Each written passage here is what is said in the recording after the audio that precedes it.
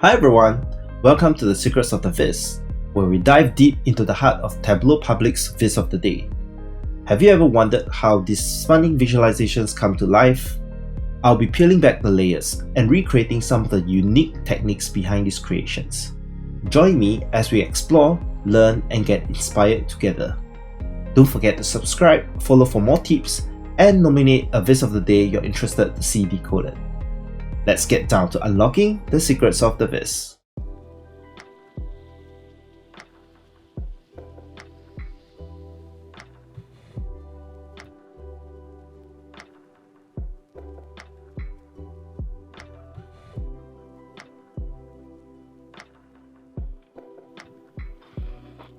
Are you wondering how the round rectangles and the fancy titles are made?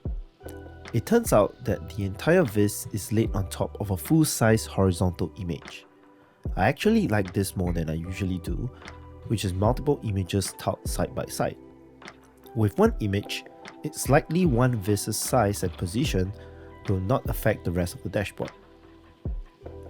You can use any image editor to create your images, and one of the more popular tools used by the data fam is definitely Figma. It is pretty much a mockup tool with extensive image editing capabilities. But that's not the best part. There's an easy way to translate and position your Vizes with Pixel Perfect by using the DataViz Figma to Tableau plugin. Just make sure you label your placeholder with a sheet / name of your worksheet.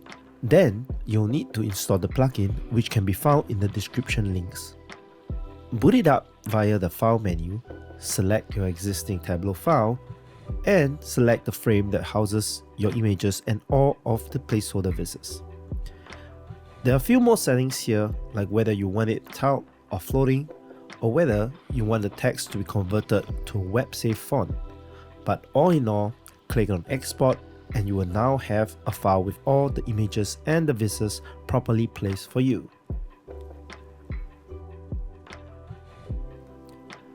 The second trick that Pada uses is that instead of a shape icon, she uses a Unicode for the information button. It works exactly the same way to house additional tooltip information, but this would definitely be more optimized as there's no additional workbook size incurred by an image. Lastly, the dumbbell chart. Who doesn't love this? It's a pretty neat way of showing directional change between two periods, with proper labels and colors of course. To get started, you'll need to duplicate your values in the columns for a dual axis chart, setting one of them to a circle chart and the other to a line chart.